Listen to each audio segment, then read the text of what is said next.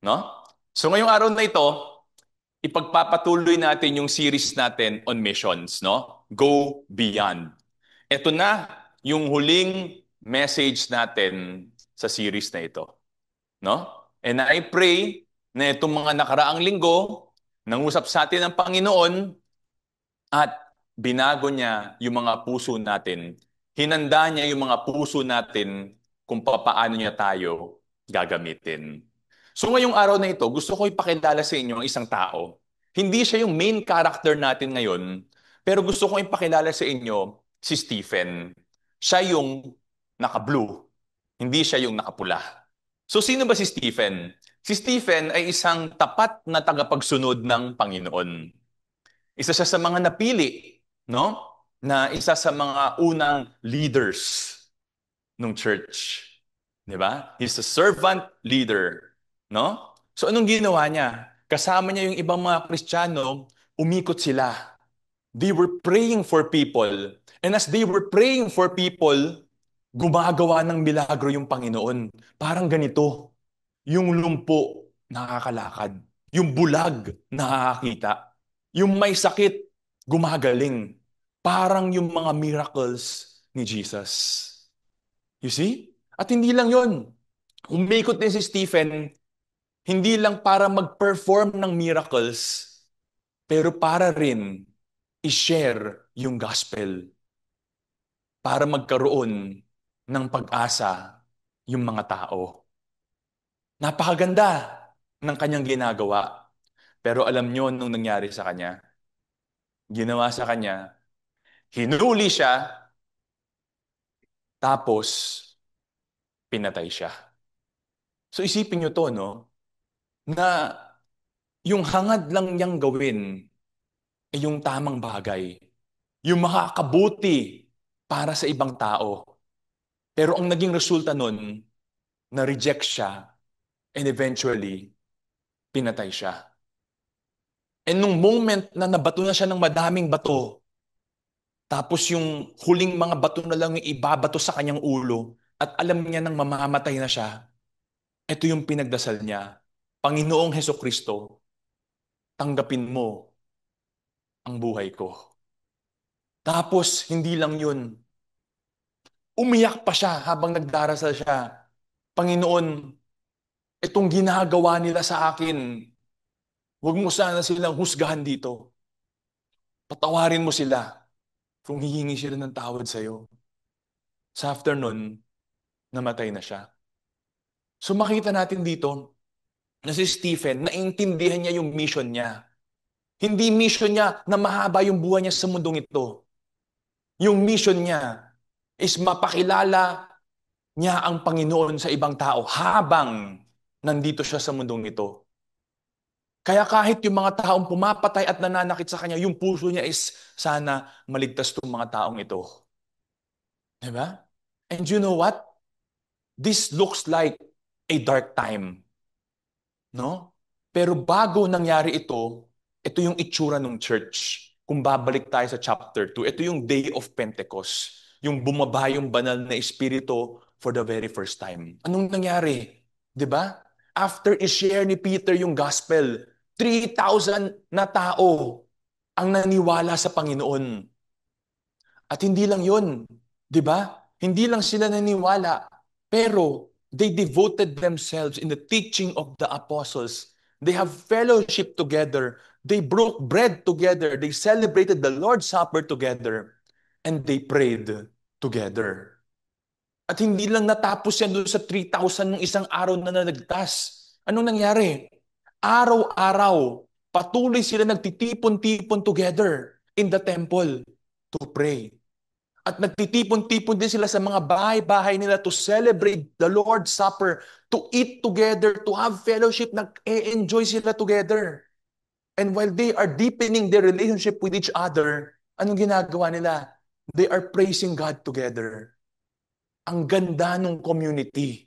Kaya anong resulta? Sabi dito, the Lord was adding to their number day by day those who were being saved.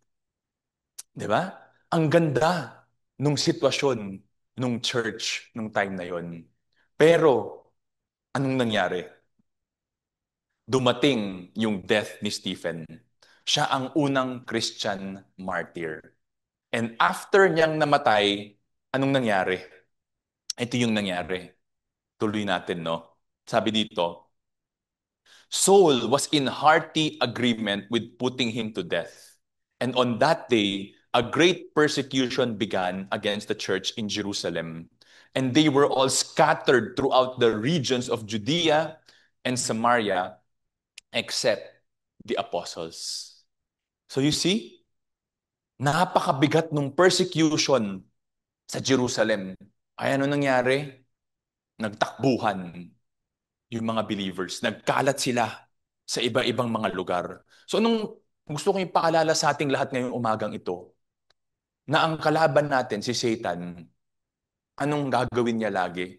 Gagawin niya yung best niya para mapigilan yung growth ng kingdom ng Panginoon. Di ba? Kaya pag ano sabi dito, si Saul na naman, di ba? He approved of the death of Stephen.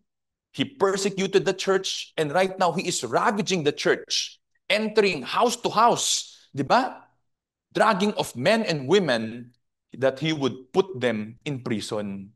Di ba? So the enemy is stopping the growth of the kingdom of God. And yung sad reality is kung titignan lang natin yung sitwasyon, kadalasan parang nananalo siya. Kung titignan natin yung mundo natin ngayon, parang nananalo siya. Pero yung ginamit kong salita, parang. Dahil hindi yun yung realidad. Anong nangyari? Verse 4, anong sabi dito? Therefore, those who had been scattered went about preaching the word. Yung intention is mapatigil yung pagkalat ng gospel.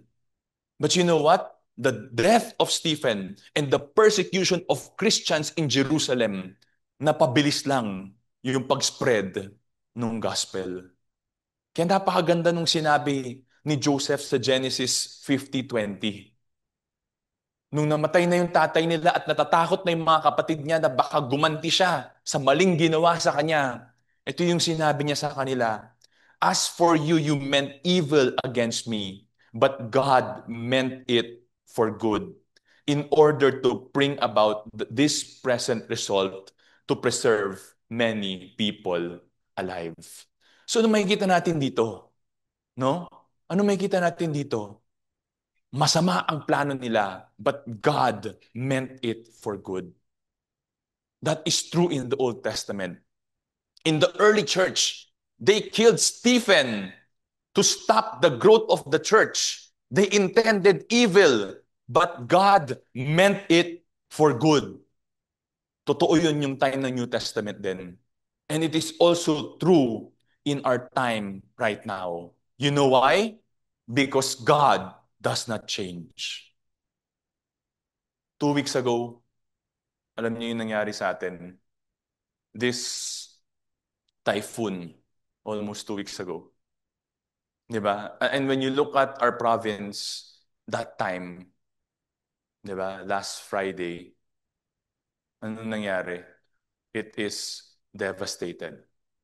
Hindi lang yung probinsya natin, pero tayo mismo dito, alam natin yung pinagdaanan natin. Di ba? I don't need to show you pictures of what happened to La Union because I know you saw it and I know you experienced it. Yung damage ni Typhoon Emong and what they are saying as the worst typhoon in the history of La Union. But you know what? Anong gusto kong sabihin sa ating lahat? God can turn this evil into good. And He can use each of us as His instrument. So maybe your question is, how can God use us? Paano tayo gagamitin ng Panginoon? And that's why I want to share with you the title of our message today, Go Now. Turn tragedies into opportunities. Okay lang bang sabihin mo sa katabi mo, Go now? Parang hindi kayo kumbinsido ah. Ha? I hope na habang umaabante tayo sa message natin, mamayang konti, bentang-benta na sa inyo. No? So, Kanina, yung paulit-ulit na lumalabas na pangalan ay yung pangalan ni Saul. And Saul was the greatest persecutor of the church in the time back then. But you know what? Saul met Jesus. He met the risen Lord. And because of that, he was saved. At hindi na siya naging Saul, pero kilala na natin siya bilang Apostle Paul, the greatest missionary in history. So let's jump from Acts chapter 8 to Acts chapter 16 nung time na ito. Nung time na ito, magkakasama-sama si Paul, si Silas, si Timothy, at si Luke na author ng Book of Acts. Tapos papunta sila sa isang lugar para magdasal. Tapos dun sa likod nila, merong isang alipin na babae na sumusunod sa kanila. Etong alipin na babaeng to, ay manghuhula. Ginagamit siya ng mga master niya para manghula para sa ibang tao. But you know what? She was possessed by a demon. That's why she is able to do that. Di ba? So, araw-araw, sumusunod siya kina Paul. Tapos sinisigaw niya, itong mga taong to, itong apat na taong to, bond servant ng kataas-taasang Diyos itong mga taong to. At ang sinishare nila sa inyo ay yung daan kung paano kayo maligtas. Araw-araw, paulit-ulit niyang ginagawa yan. So nung isang araw, napikon na si Paul. Napikon na si Paul. Kasi paulit-ulit siyang sumisigaw ng ganun. Maaari tatanungin niyo, bakit napikon si Paul? Eh sinasabi lang naman niya yung tama na they are sharing the gospel or the good news. But you know why Paul was irritated? Number one, she is being used by her masters. And number two, nainis si Paul dahil she is being oppressed by demons. At alam ng mga tao yon that she was oppressed by demons. And ayaw ni Paul na ma-associate ang pangalan ni Jesus with demons. So anong ginawa ni Paul? Pinag-pray niya, sabi niya, in the name of Jesus Christ, come out of her. And at that very moment, umalis yung evil spirit. So anong nangyari? 'Di ba? Nung nalaman ng mga masters niya na wala na yung evil spirit sa kanya at nawala na yung fortune telling na ability niya, hindi na sila kikita, sinumbong nila ngayon sina Paul sa mga kauukulan. Tapos sinabi nila, itong mga taong to mga Hudyo to, pumunta to sa lugar natin. Meron silang itinuturo na maling mga bagay na hindi dapat para sa ating mga Romans. So anong ginawa nila? Nagtipon-tipon yung mga tao, tapos pinaghahampas-hampas nila yung likod ni Paul at ni Silas. At hindi lang yun, sinabi ng mga politiko ng panahong iyon, ikulong niyo itong mga taong to. At siguraduhin yung hindi makakatakas itong mga to. So nilagay sila sa dulo ng presinto, tapos pinali yung paa nila sa stocks. Stocks yung tawag dyan, kahoy. Para hindi talaga sila makatakas. Di ba? So kung kayo si Paul at si Silas, nandito na kayo, you were just sharing the gospel and yet you were beaten at ngayon nakakulong kayo na ang pangit pa ng pwesto ninyo. Nakakangawit yan, yung pwestong yan. You see? Anong mararamdaman ninyo? Ito ba mararamdaman ninyo? Sasabihin niyo ba sa Panginoon, Panginoon, para saan ba itong mga ginagawa namin? Hindi naman makatarungan to. Mabuti naman ang intensyon namin. Bakit ganito? Sayang, Panginoon, ang oras at effort namin. Hindi naman makikinig itong mga taong to. You see? They meant good, like Stephen. Pero anong nangyari? Matinding paghihirap. Pero ito ba yung mga naging response nila? The answer is no. Anong naging response ni Paul at ni Silas? But about midnight, Paul and Silas were praying and singing hymns of praise to God. And the prisoners were listening to them. So anong gusto kong i-share sa ating lahat? A genuine believer's response through tragedy is trust and worship. You see? So sometimes, no? Hindi immediately. sometimes it takes time to process. Pero pag nakita na natin yung tamang intensyon ng Panginoon, we will trust and worship God. Hindi lang yun. Anong nangyari? Sabi dito, the prisoners were listening to them. Kumakanta sila, nagdarasal sila, pinapupurihan nila yung Panginoon kahit naghihirap sila. Yung mga prisoners na kasama nila ay nakikinig sa kanila. So you see, people are watching us. Pinanonood tayo, pinagmamasdan tayo ng mga tao. Tinitignan nila tayo kung paano tayo magre-respond sa mga pagsubok na pinagdaraanan natin sa ating mga buhay. Because you know what? Yung response natin sa mga pagsubok ng buhay, dalawa yung pwedeng maging resulta nito. We can either inspire people to come to faith to Jesus, or we can turn them away from it. Siguro maaaring tanong natin sa sarili natin is, papaano ba patuloy na nagsamba si Paul at si Silas sa Panginoon kahit naghihirap sila? You know why? Because of this. They view their circumstances based on who God is. They don't judge God based on their circumstances. Nagdaan tayo sa matinding pagsubok, nasira yung bahay natin, natamaan yung negosyo natin, hindi tayo nakapasok ng ilang araw, walang trabaho, wala tayong kita. We could have easily say, God, you don't love me. You are not a good God. You allowed me to suffer. That is the wrong way of doing things. Naghirap si Paul at si Silas, and yet, the response was worship. You know why? Because in the midst of their suffering, anong sinasabi nila? Habang hinahampas sila, Panginoon, kontrolado mo lahat ng bagay. Kung pinahintulutan mo to, may mabuti kang pakay. Dahil mahal mo kami. Dahil pinangako mo na yung plano mo para sa amin ay makakabuti. So kahit naghihirap ako ngayon, Panginoon, nagtitiwala kami sa iyo. Dahil binigay mo ang buhay mo para sa amin.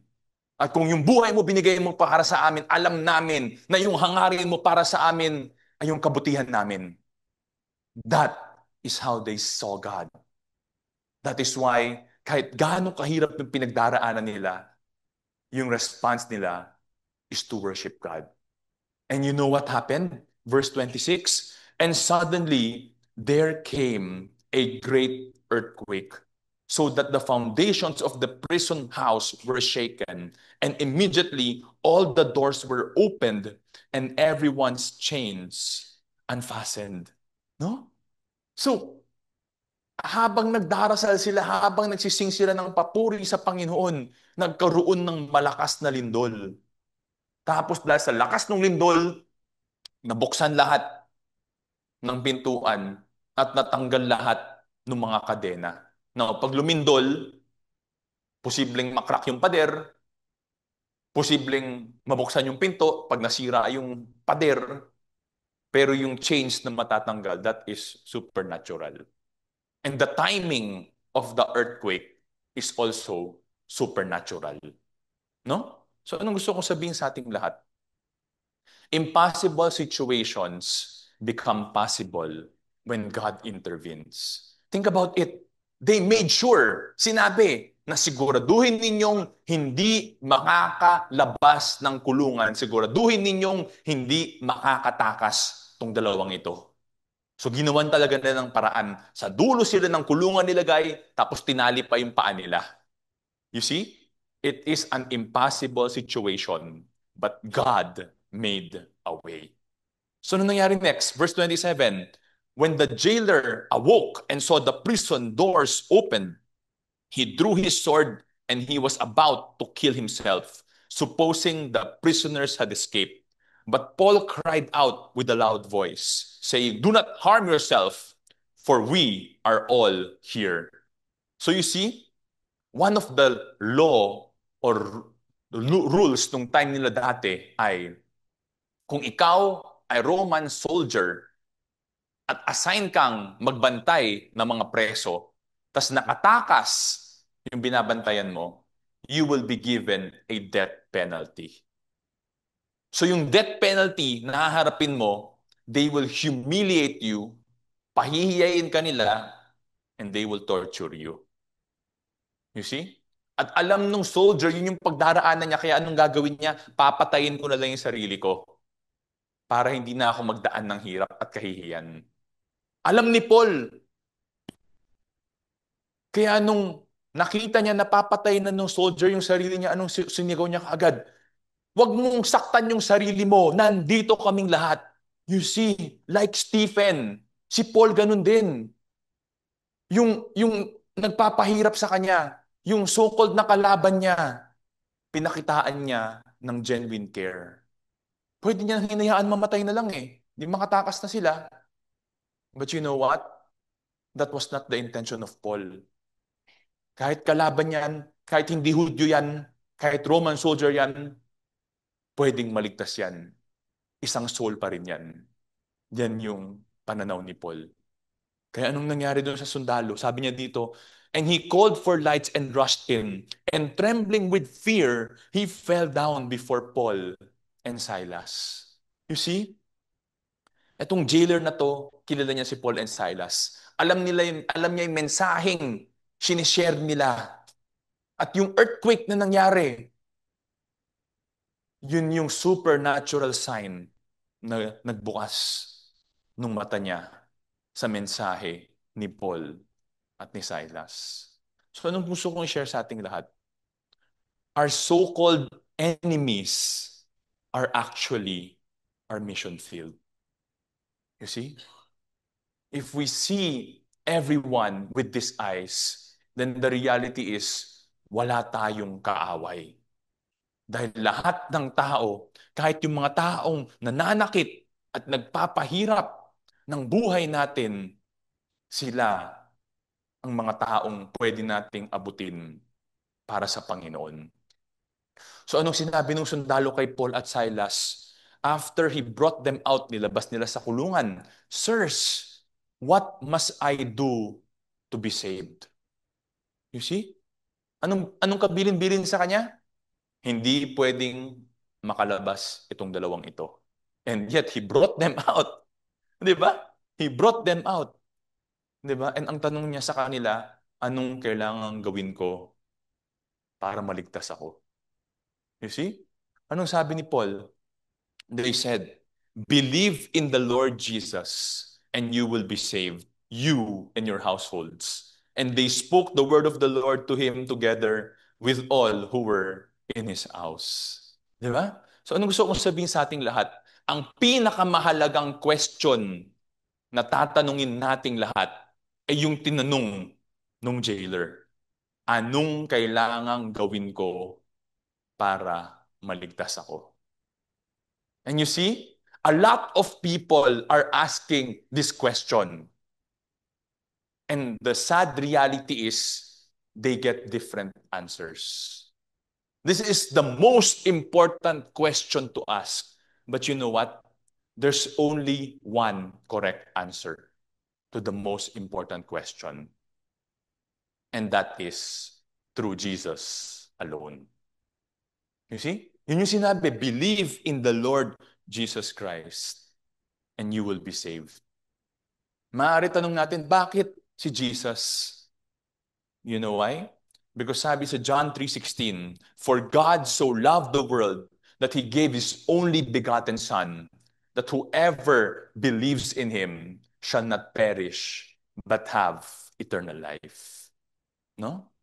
There is only one begotten Son of God. There's only one Savior who gave His life for us. And sinabi dito, kung gusto nating maligtas, kung gusto nating hindi pumanaw or maka-experience yung spiritual death, we need to believe in Him. And yung salitang believe is to have faith in Jesus. Magkaroon tayo ng pananampalataya sa Panginoong Hesukristo natin. Anong klaseng pananampalataya? Dalawa. Sa kung sino si Jesus at kung ano ang ginawa niya para sa atin. Alam natin yung ginawa niya para sa atin. He gave His life for us para maligtas tayo. So that we can have eternal life. Ibig sabihin ng eternal life is buhay na walang hanggan. Buhay na walang katapusan. Not in this imperfect world, but in the perfect place in heaven with our perfect God. That is the eternal life na pinapangako sa atin ng Panginoon. But we have to believe in who Jesus is. So who is Jesus? No? Sino si Jesus? Jesus is our advocate. Siya ang naglalapit sa atin sa Panginoon. No? He is the Alpha and the Omega, the beginning and the end. He is the bread of life. He is the coming King. He is the cornerstone. He is the creator of all things. He is eternal. He forgives sins. He is our friend. He is the fulfillment of all prophecies. He is God. He's the good shepherd. He's our healer, especially in our time right now. He's our high priest. He will judge us at the end of our lives. He is the King of kings, the Lamb of God, the life, the light of the world, the living water. He is love. He is the only way for us to be saved. He is our Prince of Peace, our Redeemer, our resurrection, our rewarder, our rock, our Savior. He is sinless. He is the Son of God, our source of wisdom. He is the true vine. He is the truth. He is our wonderful counselor. And He is the Word of God. And you know what? This is just some of the descriptions of who Jesus is. Jesus is our great, magnificent, awesome God. And no amount of words in this world can describe Him fully. That is the greatness of God. Itong buong universe natin na nakalaki-laki, this is just in the palm of His hands. Ganyan kadakila ang Panginoong Hesukristo natin.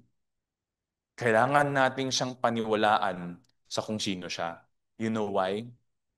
Because if you do not believe all of who Jesus is, then you are believing in a false Jesus. You are believing in a false God. This is the reality. Paniwalaan mo na lahat. Huwag mo lang paniwalaan that Jesus is God. Then you miss out on everything. You see, that is what the enemy is doing. Believe 99%, but you miss out on the 1%. Panalo na siya doon. Araw-araw, dala mo yung Bible mo, nag-share ka pa sa ibang tao, nagtuturo ka pa sa ibang tao, and yet you miss out on 1 point of who Jesus is. Then you know what? You are preaching the wrong Jesus. You are preaching a false God. Not because you hold the Bible, you are preaching the true God. That's the reason why we have to understand who Jesus is. And we have to accept Him completely for who He is. You know why? Sabi sa Ephesians 2:8-9, "For by grace you have been saved through faith, and that not of yourself. It is the gift of God, not as a result of works, so that no one may boast." You see? We need to believe in who Jesus is because sabi dito, it is by God's grace that we are saved through faith in Jesus. What is grace? Grace is unmerited favor. Ibig sabihin, hindi natin deserve yan at hindi natin kayang ma-earn. Kahit ano pa yung gawin natin. Kahit ngayon na may matinding pagsubok ang probinsya natin, araw-araw tayong tumutulong sa ibang tao, namimigay ng tulong sa ibang tao, hindi natin kayang ma-earn ang salvation. Because it is solely by the grace of God. We do not deserve it and we cannot earn it. And you know what? Kung kaya nating kitain ang salvation, hindi na sana bumaba ang Panginoong Jesucristo sa mundo natin. Hindi na sana siya naghirap at hindi na sana niya binigay ang buhay niya para sa atin. Ang ginawa na lang sana niya ay nagpadala siya ng propeta at magbibigay siya ng to-do list. Okay, tapusin niyo tong 10 bagay na ito, maliligtas kayo. But He did not do it. You know why? Because there's only one way for our sins to be forgiven.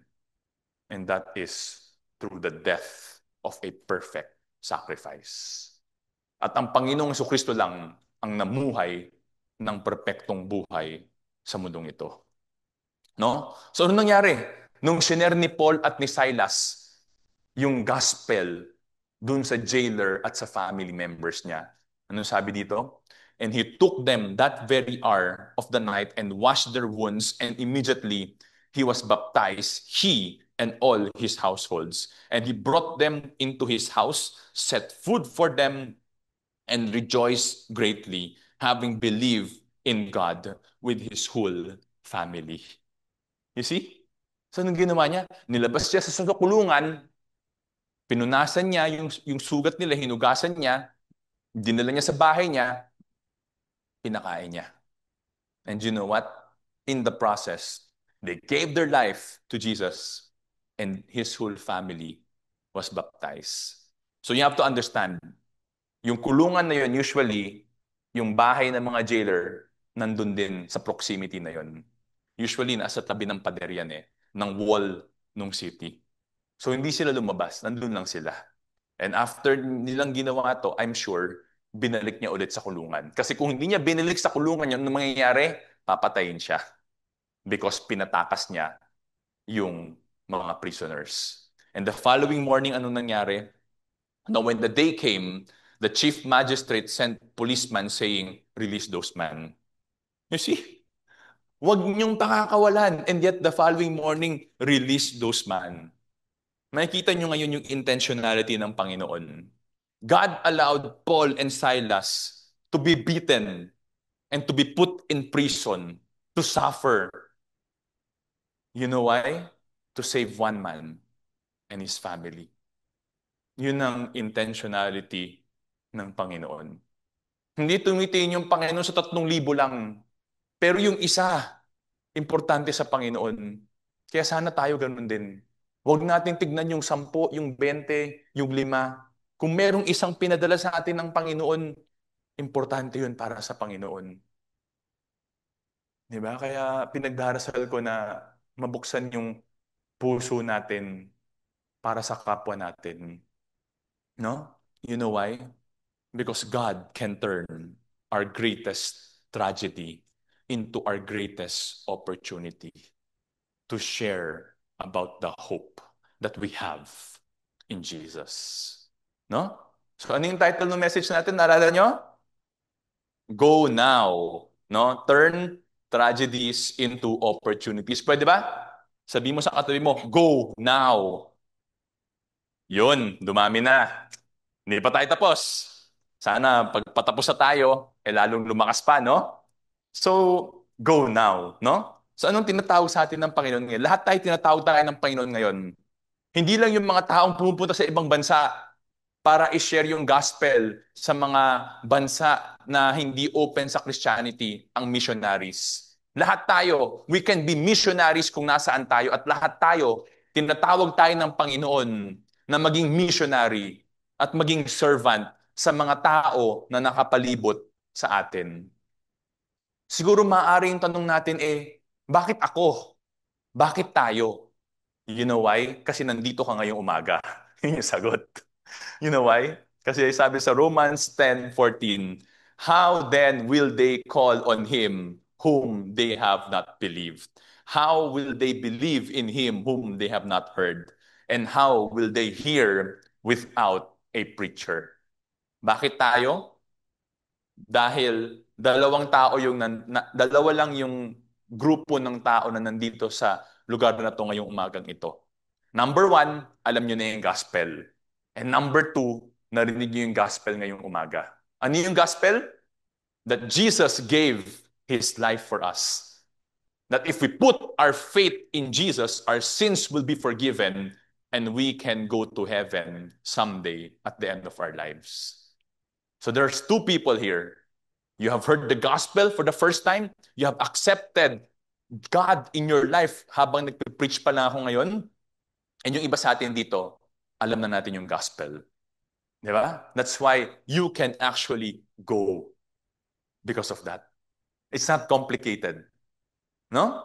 So maybe, ito yung sasabihin naman natin sa sarili natin ngayon. I'm not ready. Okay? Sino dito yung nag-a-agree? When I say you go now, Tapos ang sasabihin nyo sa akin, I'm not ready. Can you raise your hand? So lahat ng hindi nagtaas ng kamay, ready na kayo? O, ulitin natin. No? Sino dito yung sinasabing, I'm not ready. Can you raise your hand? Ayun. So lahat, marami pa ring ready. Praise God, no? So if you're not ready, meron akong good news sa inyong lahat. Kilala niyo ba si Moses? Yes, no? Moses is actually considered by many as the greatest prophet to have ever lived, no?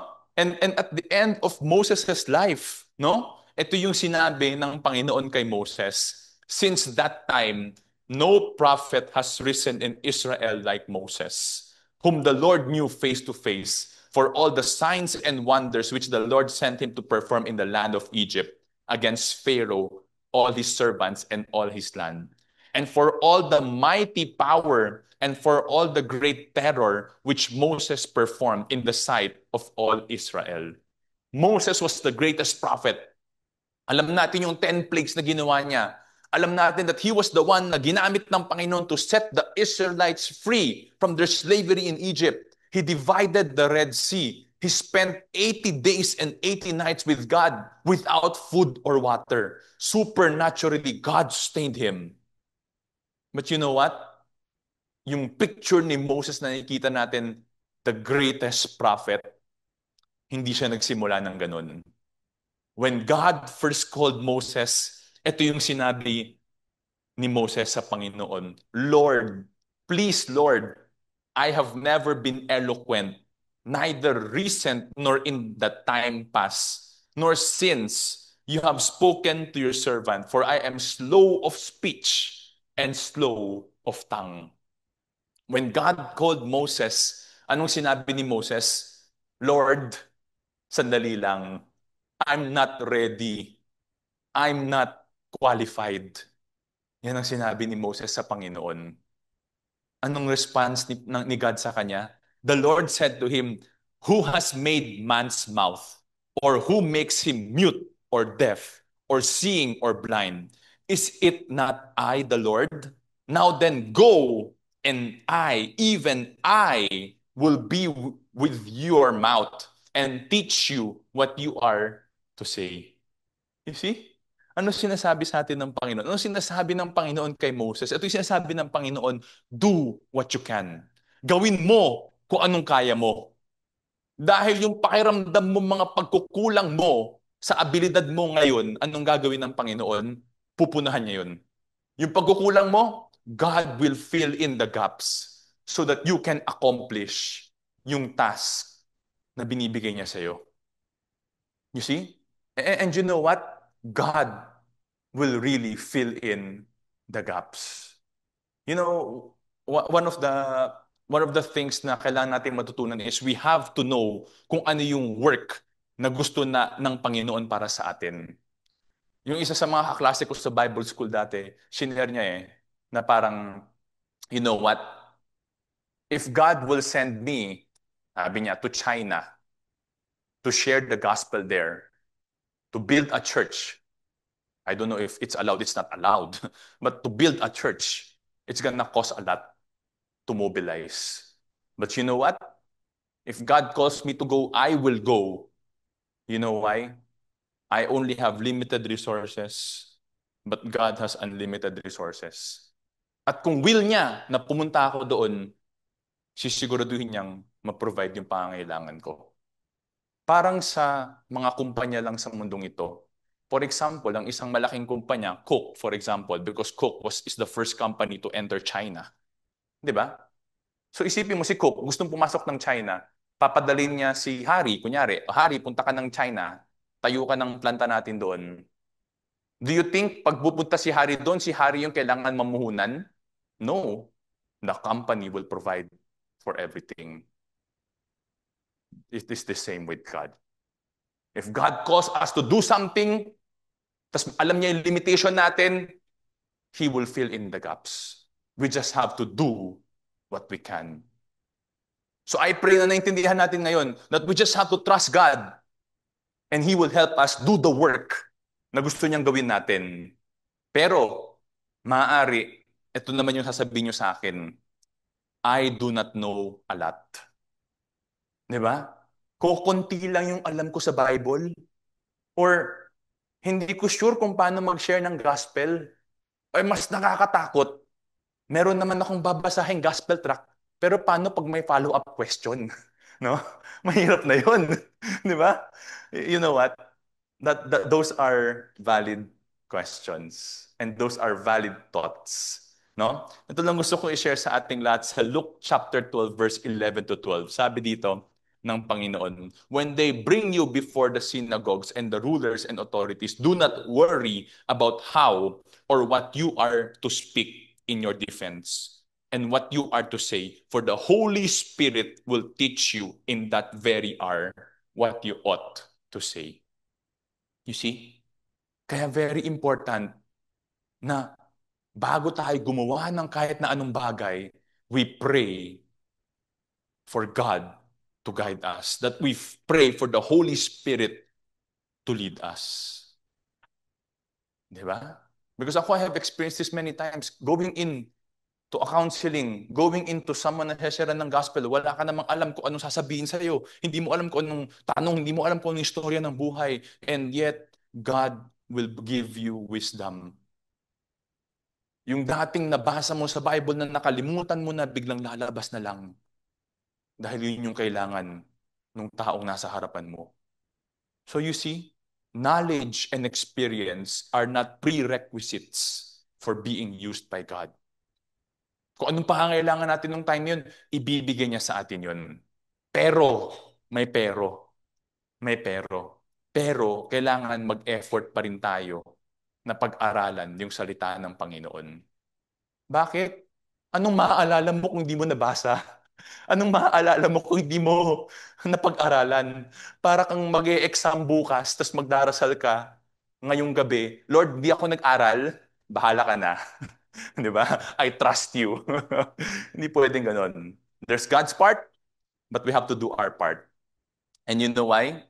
Studying God's word will not only increase our knowledge, but it will also deepen our intimacy with God. And you know what? Yung pagmamahal natin sa Diyos, yun yung magbabago ng puso natin na mahalin din natin yung kapwa natin. So kung lumalago at lumalalim yung pagmamahal natin sa Panginoon, ganun din yung mangyayari sa pagmamahal natin sa kapwa natin. Na yung parang sa panahon natin ngayon, kung tutulong tayo, hindi lang yung para tumulong tayo o yung maganda yung feeling natin, pero yung puso talaga natin ay nadudurog para dun sa mga taong nangangailangan. You see?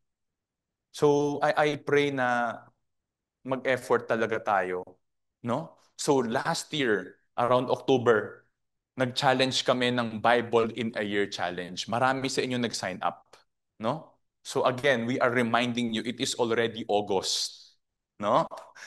Nasa Genesis pa rin ba kayo? Wag naman sana. Sana nasa New Testament na kayo, no? So I don't know where you are, no? But as we mentioned, we challenge you to finish the whole Bible. And if you do that, we will give you a good study application Bible, no? But hindi namin ma-check yan.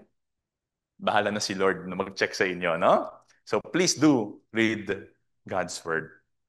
All right? So kunyari, now we understand the love of God. We understand that God will equip us. We understand na if we trust Him, He will provide for everything. He will grant us wisdom. Okay. Pero, what if ito yung sitwasyon natin ngayon? I am also in need of help. Kailangan ko rin ng tulong ngayon. You see? And you know what? Itong, itong nakaraang linggo, alam ko lahat tayo na-experience natin itong kakaibang bagyo talaga na hindi natin in-expect na ganito kalakas. Iba-iba ang istorya nating lahat. And all of us nakaramdam ng takot. Yung isa kong anak, magdamag nung 3 oras na malakas yung ulan at hangin sa amin, nanginginig talaga. Nanginginig, hindi kayang bumitaw sa mami niya. Grabe yung nginig. Lahat tayo nakaramdam ng pain, ng loss. damage of property, destruction of property. We have experienced that personally. You see? But more than the physical damages, para sa akin, yung impact sa anak ko. Yun yung masakit sa akin. Dahil yung isang anak ko natakot talaga. And after that incident, umiiyak araw-araw, nagsusuka araw-araw. And kami ni Lynette, it's something that impacts us. They're praying. By God's grace, dahan-dahan nag improve na. Na-realize ko, okay palang mga suhol para mawala yung takot minsan. But you know what? Anong pinapaalala sa atin ng Panginoon? Sabi sa 2 Corinthians chapter 1 verse 3 to 4, Blessed be the God and Father of our Lord Jesus Christ, the Father of mercies and God of all comfort, who comforts us in our afflictions, so that we will be able to comfort those who are in affliction with the comfort that with which we ourselves are comforted by God. Ano sinasabi sa atin ng Panginoon? Alam ko yung pinagdaraanan ninyo. Pero nandito lang ako, katabi nyo lang ako. Sumandal lang kayo sa akin, kumapit lang kayo sa akin, and I will let you experience comfort and peace na hindi kayang ipaliwanag. I've been with someone who's very sick, about to die, and yet very hopeful and happy and excited. If I continue living, God will use me. If I die, I get to be with Him. The same prayer as the one we see in the Bible by Paul. How can we do that if we have truly experienced Jesus in our lives? And kung tayo broken, kung tayo lost, we cannot be of help sa ibang tao. Totoo yan. But it is also a reality na tao tayong lahat.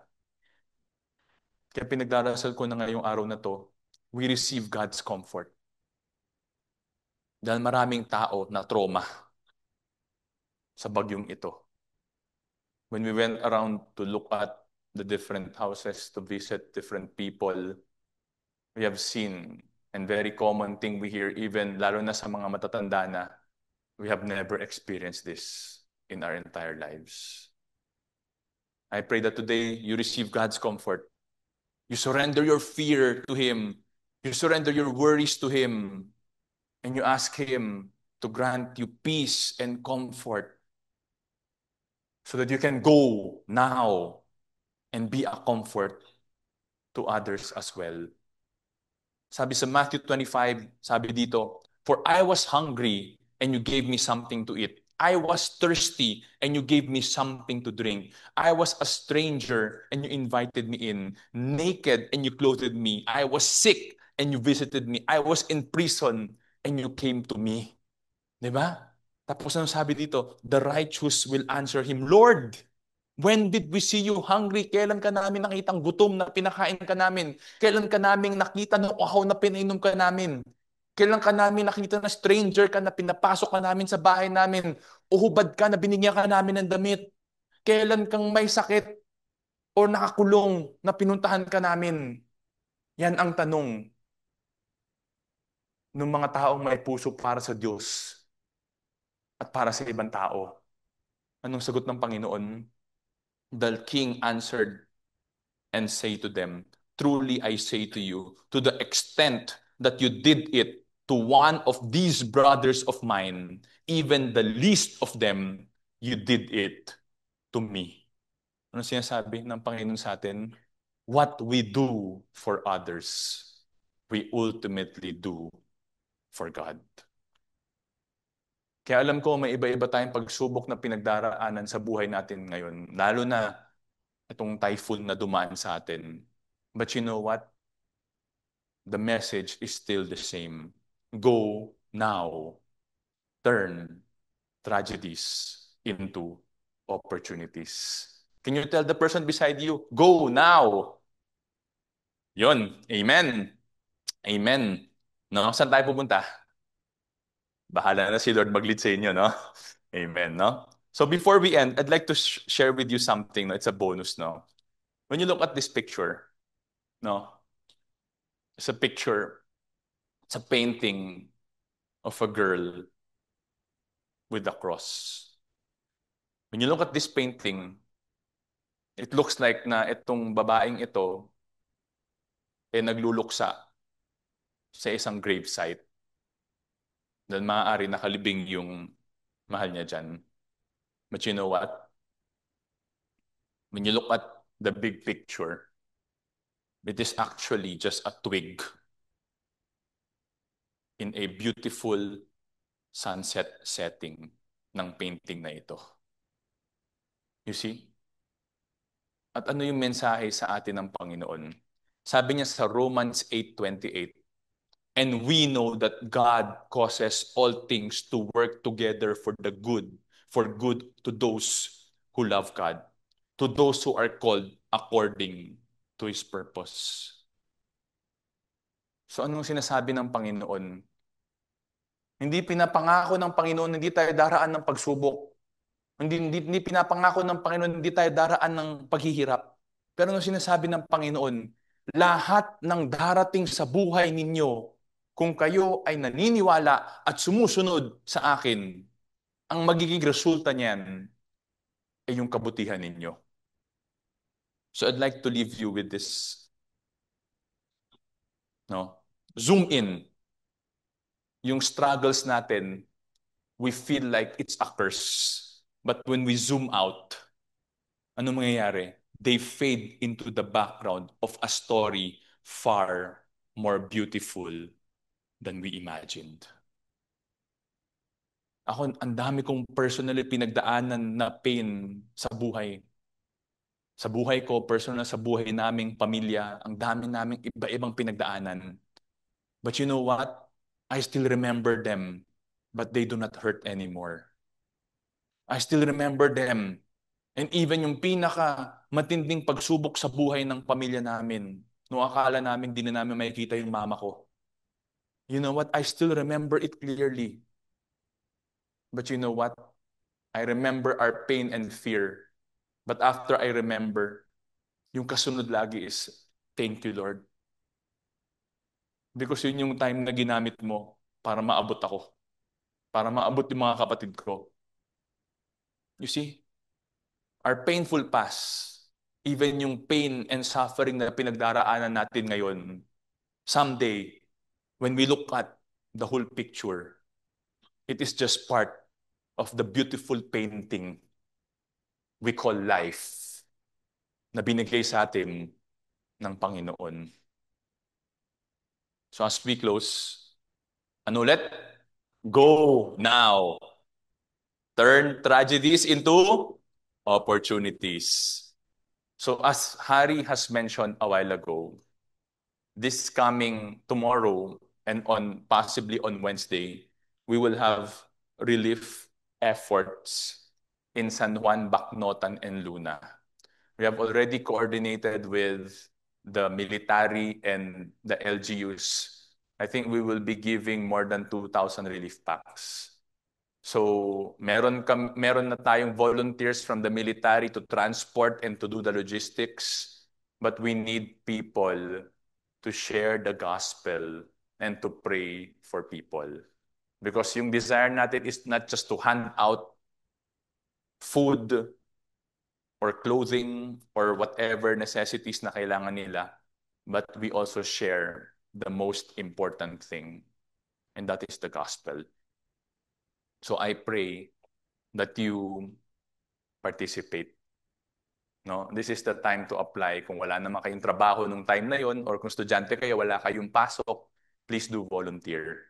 No? Tapos isa pa, I just want to take this opportunity also. Kung kayo rin, apektado kayo nung recent na typhoon, the church is also giving out mga roofing materials. I'm not sure kung naabot na kayo nung message because the signal was bad this past days. but we have already distributed roofing materials to those who are affected. And if you're also affected and you need help, punta lang po kayo sa likuran, the people there, you can register your name, your contact details so that we can get in touch with you. All right, so as I'll close with this, no? Isaiah 6 verse 8. Sabi dito, then I heard a voice of the Lord saying, whom shall I send? And who will go for us? Anong response ni Isaiah? Here I am, send me. God is calling us all today to be His missionaries, to be His servants to the people around us. And I pray na yung response natin sa calling ng Panginoon is, here I am, send me. Hindi, why me? Hindi ako ready, hindi ako equipped. But here I am, send me, I trust you. Amen? Amen. So let's close in prayer. Let's bow our heads as we close in prayer. No? If the Lord spoke to you today and you understood His message na tinatawag niya tayong lahat to go now. Now is the time. Alam kong marami sa atin nagdaraan pa ng pagsubok ngayon sa sarili natin, mga buhay at sa mga pamilya natin. But God is telling us to go now. And if you want to go now, can you just stand up, please? So I can pray for you. Amen. Amen. It does not have to be in the relief efforts. If God is telling you to go now, to share the gospel to your neighbor, to share the gospel to your family members, or to just be a blessing. I don't know how to do it, but I just want to build a relationship para madala ko sa church or para ma-invite ko sa small group namin to go now. Just please stand up. Amen. Thank you, Jesus. Thank you, Lord. Nakikita ng Panginoon yung mga puso ninyo. Pinaalala sa atin ng Panginoon, hindi natin kailangan alam lahat. At hindi natin kailangan maging magaling sa lahat. Dahil kung nasaan tayo, kung handa yung puso natin, yung Panginoon yung magpupuna ng pagkukulang natin para ma-accomplish niya yung gusto niyang mangyari para sa buhay nating lahat. Salamat, no? The Lord sees your hearts. So why don't you just bow down your head so I can pray for you guys, no? And even those who are sitting down, it's okay. You trust God that in His time, He will also prepare you so that you can also go. Thank you, Jesus. Let's pray. Panginoon, nagpapasalamat kami sa araw na ito. Nagpapasalamat kami sa pagkakataong makapagtipon-tipon muli, Panginoon. Salamat sa araw, Panginoon, na minsan we take it for granted. Nagko-complain pa kami ng summer na napakainit. But thank you for the beautiful sun, Panginoon, na nandito kami ulit para magtipon-tipon, para magpasalamat at para papurihan ng iyong pangalan. Doon nagpapasalamat kami sa mensahe mo sa amin ngayong araw na ito, Panginoon.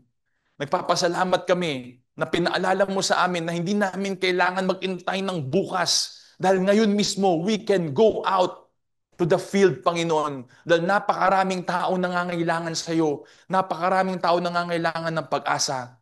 Kaya pinagdarasal ko ang bawat na isang tao na nasa lugar na ito, nakatayo man, naupo, Panginoon, alam mo yung mga puso nila, Panginoon. At pinagdarasal ko, lalo na yung mga tumayo, Panginoon, you honor the desires of their hearts, Panginoon, that they want to go out into the fields to be a blessing to other people so that you can use them to share the gospel of truth and to save lives of people. May you honor the desires of their hearts. May you fill them with your spirit. May you grant them your gifts, Panginoon, so that they can be a blessing wherever they are. I lift up to you everyone who is here, Panginoon. This is the time that we can use to be a blessing to others. Because other people are looking for explanation, Panginoon, kung bakit nagdaraan ng hirap, Panginoon. Yung iba nawala na ng pag-asa dahil hindi na alam kung paano makakabangot at maitatayo ulit yung mga nasira nila mga bahay, Panginoon. But I pray that you use each and every one of us here sa lugar na to, Panginoon, na maging source of hope mo ng mga taong nangangailangan ng tulong. Lalo na yung mga nasa palibot namin. And I pray, Lord Jesus, that you will use us to cause transformation kung saan mo kami nilagay. Para tong lugar na ito I-expand na namin ang i-expand, mapupuno namin at di na kami magkakasya. Hindi kami nagpaparami ng numbers, Panginoon, pero ang desire lang namin, Panginoon, maligtas yung kapwa namin. Dahil yung naramdaman namin na pag-asa at kaligayahan nung pumasok ka sa buhay namin, yun din yung gusto namin maramdaman ng kapwa namin. Kaya pinagdarasal ko ang bawat na isang taong to, Panginoon, at pinagdarasal ko yung mga taong nilagay mo sa puso nila, Panginoon, that you go before them, you prepare the way so that you can use them mightily as your instrument of salvation to the people na aabutin nila. Thank you, Jesus. We bring you back all the glory, the honor, and the praise. In Jesus' name we pray. Amen and amen. Thank you.